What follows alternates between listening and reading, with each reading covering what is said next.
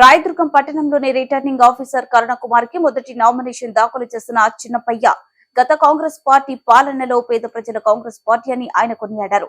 సార్వత్రిక ఎన్నికలు రాయదుర్గం నియోజకవర్గంలో కాంగ్రెస్ పార్టీ అధిక మెజార్టీతో గెలుపొందడం ఖాయమని ఆయన ధీమా వ్యక్తం చేశారు.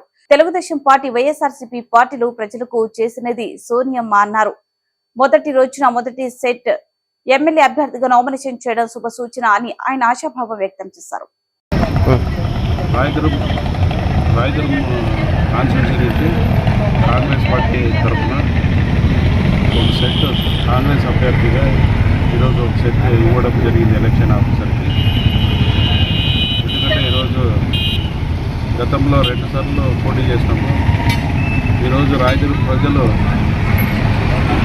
ఈరోజు ఆలోచించుకునే పరిస్థితి ఏర్పడింది. ఎందుకంటే గతంలో 2 పార్టీలు 10 సంవత్సరాలుగా ఈ రాష్ట్రానికి, మన తాలూకాకి డెవలప్మెంట్స్, బడుగు బలహీన వర్గాలకు మరియు అన్ని విధాలుగా సహకరించగా ఈరోజు కష్ట పరిస్థితిలో ఉన్నటువంటి సందేశంలో ఈరోజు కాంగ్రెస్ ప్రభుత్వం 9 పథకాలని ఈరోజు అమలు చేసింది. ఈ రాష్ట్రానికి ప్రత్యేక హోదా 10 సంవత్సరాలు ఇస్తూ, దాంతోపాటు ప్రత్యేక హోదా వస్తే పరిశ్రమలు వస్తాయి, యువకులకు ఉపాధి కూడా దొరుకుతుందనే కాన్సెప్ట్తో ఈరోజు కాంగ్రెస్ ప్రభుత్వం ప్రత్యేక హోదా 10 సంవత్సరాలు ఇస్తూ ప్రతి పేద కుటుంబంలో ఒక మహిళకు కనీసం నెలకు 8,330 రూపాయల ప్రకారంగా సంవత్సరానికి ₹1,00,000, అదే 5 సంవత్సరాలకు 5 లక్షల రూపాయలు.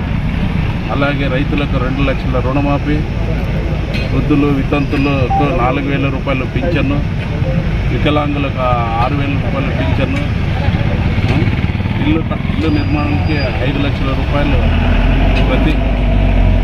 ప్రతి మనిషికి ఇచ్చే కార్యక్రమం చేపడతా ఉంది.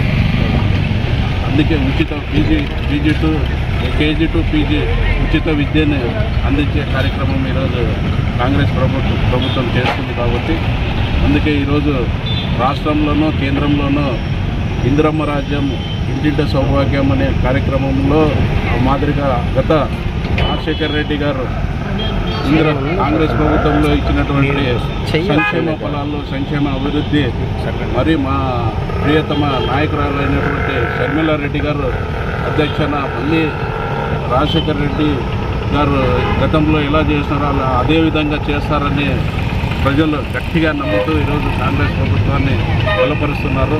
రానున్న రోజుల్లో రాయదుర్గం నియోజకవర్గంలో కూడా అత్యధిక మెజారిటీతో గెలుస్తానని ఈరోజు